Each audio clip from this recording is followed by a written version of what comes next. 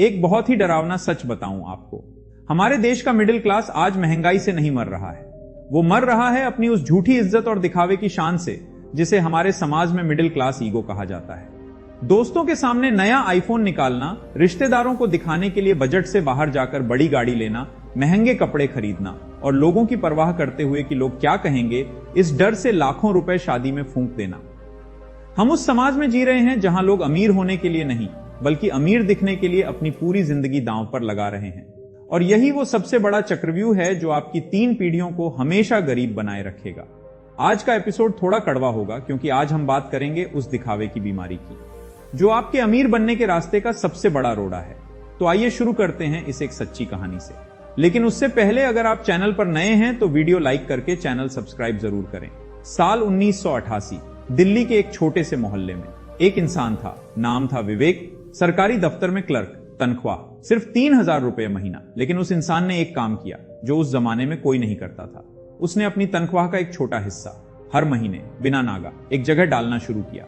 Retirement तक पूरे 3 करोड़ से ज्यादा। लेकिन उसका पड़ोसी जो उससे 2 गुना कमाता था, जिसके घर में रंगीन टेलीविजन पहले आया, जिसकी शादी में पूरे मोहल्ले को दावत मिली, वो आज भी किराए के मकान में रहता है।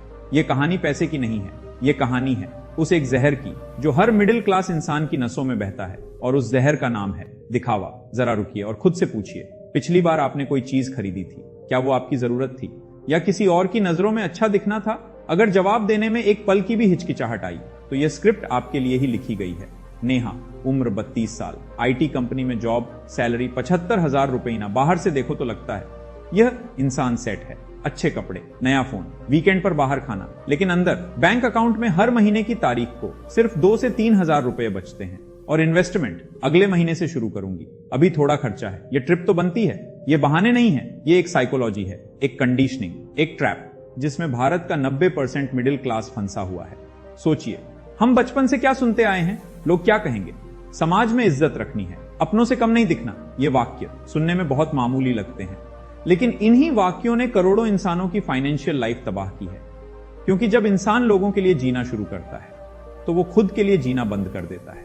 और उसका पैसा, वो पैसा अब उसका नहीं रहता। वो पैसा उन लोगों का हो जाता है जो उसकी जिंदगी में सिर्फ देखने के लिए है। एक साइकोलॉजिकल फैक्ट है, इसे कहते हैं स्टेटस एंजाइटी, यानी वो डर जो इंसान को तब महसूस होता है जब उसे लगता है कि वो अपने आसपास के लोगों से कम दिख रहा है। और यह डर, ये इतना शक्तिशाली है कि यह इंसान को ऐसे फैसले लेने पर मजबूर करता है जो फाइनेंशियली पूरी तरह गलत हैं। नया फोन इसलिए नहीं लेते कि पुराना खराब है, नया फोन इसलिए लेते हैं कि ऑफिस में किसी ने नया लिया। बड़ी कार इसलिए नहीं लेते कि जरूरत है, बड़ी कार इसलिए लेते हैं कि रिश्तेदार ने ली। महंगी शादी इसलिए नहीं करते कि खुशी मिलेगी, महंगी शादी इसलिए करते हैं कि पड़ोसी ने की थी। और इन सब फैसलों के पीछे एक ही जड़, दिखावा। अब असली सवाल, क्या दिखावे की यह आदत सिर्फ कमजोर इंसान की होती है? नहीं, बल्कि रिसर्च कहती है कि यह आदत उन लोगों में ज्यादा होती है जो इंटेलिजेंट हैं, जो महत्वाकांक्षी हैं, जो कुछ बनना चाहते हैं। क्योंकि उनके अंदर यह फीलिंग गहरी होती है कि मुझे साबित करना है। और साबित करने का सबसे आसान तरीका दिखाना। लेकिन जो सच वो नहीं समझते, असली वेल्थ कभी दिखती नहीं। दुनिया के सबसे अमीर लोगों की लाइफस्टाइल देखिए। वॉरेन बफेट साल 1958 से एक ही घर में रहते हैं जिसकी कीमत उन्होंने उस वक्त चुकाई थी, $32,000। इंजियो ऑर्तेगा जो कभी दुनिया के सबसे अमीर इंसान रहे, वो कैफेटेरिया में आम वर्कर्स के साथ बैठकर खाना खाते थे। ये लोग गरीब नहीं थे, ये लोग शो ऑफ नहीं करते थे क्योंकि इन्हें साबित नहीं करना था। इनकी वेल्थ इनके बैलेंस शीट में थी, दूसरों की आंखों में नहीं। और नेहा की वेल्थ वो सिर्फ इंस्टाग्राम की फोटोज में थी। लेकिन यहीं पर असली खेल शुरू होता है, क्योंकि दिखावे का सबसे बड़ा नुकसान सिर्फ पैसे का जाना नहीं है, सबसे बड़ा नुकसान है टाइम। जब इंसान ईएमआई भरने में लगा होता है, जब इंसान लोन चुकाने में उलझा होता है, जब हर महीने की सैलरी पहले से बुकड हो जाती है, तब इंसान के पास ना इन्वेस्ट करने का वक्त होता है, ना सोचने का, ना रिस्क लेने का। और यही वो जाल है जिसमें मिडिल क्लास पीढ़ी दर पीढ़ी फंसता है। बाप ने ईएमआई भरी, बेटा ईएमआई भर रहा है, पोता ईएमआई भरेगा। और इस पूरे खेल में असली फायदा किसे हो रहा है? उन कंपनियों को जो आपकी स्टेटस एंजाइटी को समझती हैं और उसी पर अपना पूरा मार्केटिंग बिजनेस खड़ा करती हैं। नया मॉडल आ गया, लिमिटेड एडिशन, आपके जैसे लोग ही इसे खरीदते हैं।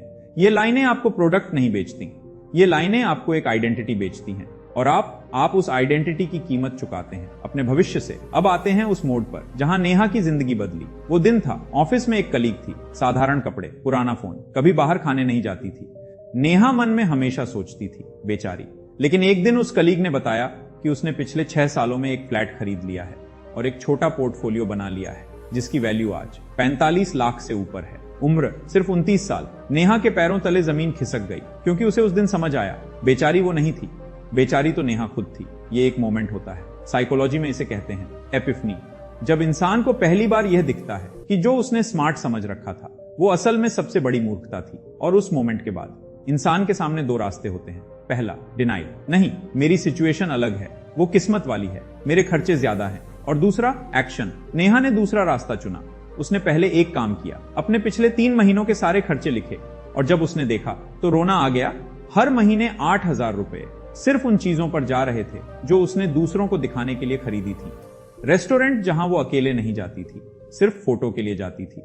कपड़े जो साल में 2 बार भी नहीं पहने गए। सब्सक्रिप्शन जो उसने इसलिए लिए थे क्योंकि सब लेते हैं। 8,000 रुपए हर महीने, 12 महीने में 96,000।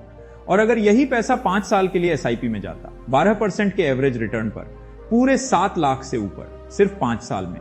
ये नंबर नहीं है, ये एक आईना है। और ये आईना हर उस इंसान के सामने रखा जाना चाहिए जो सोचता है कि थोड़ा सा खर्च तो चलता है। नहीं, थोड़ा सा खर्च नहीं चलता, क्योंकि पैसे की दुनिया में थोड़ा सा और बहुत सारा सिर्फ टाइम का फर्क है। तो अब आप क्या करें? पहला कदम, अपने खर्चों को 2 कॉलम में बांटिए। पहला कॉलम जरूरत, दूसरा कॉलम दिखावा। ईमानदारी से, बिना जज किए, सिर्फ देखिए। और जो दूसरे कॉलम में है उसे 1 महीने के लिए रोकिए, सिर्फ 1 महीना। यह एक्सपेरिमेंट आपको वो दिखाएगा जो कोई फाइनेंस की किताब नहीं दिखा सकती। दूसरा कदम, उस पैसे को तुरंत इन्वेस्ट कीजिए। SIP, इंडेक्स फंड, कोई भी शुरुआत, लेकिन तुरंत, क्योंकि अगर वो पैसा अकाउंट में रहा तो दिखावे का अगला मौका उसे खींच लेगा। तीसरा कदम, अपना सोशल सर्कल देखिए, क्योंकि रिसर्च यह कहती है कि हम उन 5 लोगों का औसत होते हैं जिनके साथ सबसे ज्यादा वक्त बिताते हैं। अगर आपके आसपास सभी लोग खर्च करने की होड़ में हैं, तो आप भी उसी होड़ में खींचते रहेंगे। और अगर आप उन लोगों से जुड़े जो इन्वेस्ट करते हैं, जो पढ़ते हैं, जो बनाते हैं, तो आपकी डिफॉल्ट सेटिंग बदल जाएगी। नेहा ने यही किया। उसने अगले 2 सालों में अपनी लाइफस्टाइल को ज्यादा नहीं बदला, लेकिन उसने अपना इरादा बदला। उसने खर्च करना बंद नहीं किया, उसने दिखावे के लिए खर्च करना बंद किया। और आज उसका पोर्टफोलियो बढ़ रहा है, उसकी नींद बेहतर है, और सबसे बड़ी बात, उसे अब किसी की नजरों में खुद को साबित नहीं करना है, क्योंकि जो इंसान खुद को जानता है उसे दुनिया को दिखाने की जरूरत नहीं होती। एक आखिरी बात, दिखावा सिर्फ कमजोरी नहीं है, दिखावा एक ट्रेजेडी है, क्योंकि इसमें इंसान अपनी असली जिंदगी एक ऐसे किरदार के पीछे खर्च कर देता है जो उसने खुद नहीं चुना। वो किरदार समाज ने दिया, रिश्तेदारों ने दिया, मार्केटिंग ने दिया, और इंसान उस किरदार को निभाते निभाते अपनी असली कहानी लिखना भूल जाता है। असली रिच माइंडसेट यही है। पैसे को ताकत नहीं बनाते, पैसे को आजादी बनाते हैं। और आजादी तब आती है जब आप दुनिया की नजरों से नहीं, अपनी नजरों से जीना शुरू करते हैं। विवेक ने यही किया था। साल 1988 में 3,000 की तनख्वाह में उसने दुनिया को नहीं दिखाया, उसने खुद को बनाया। और 3 करोड़ वो सिर्फ उस फैसले का नतीजा था। अब फैसला आपका है।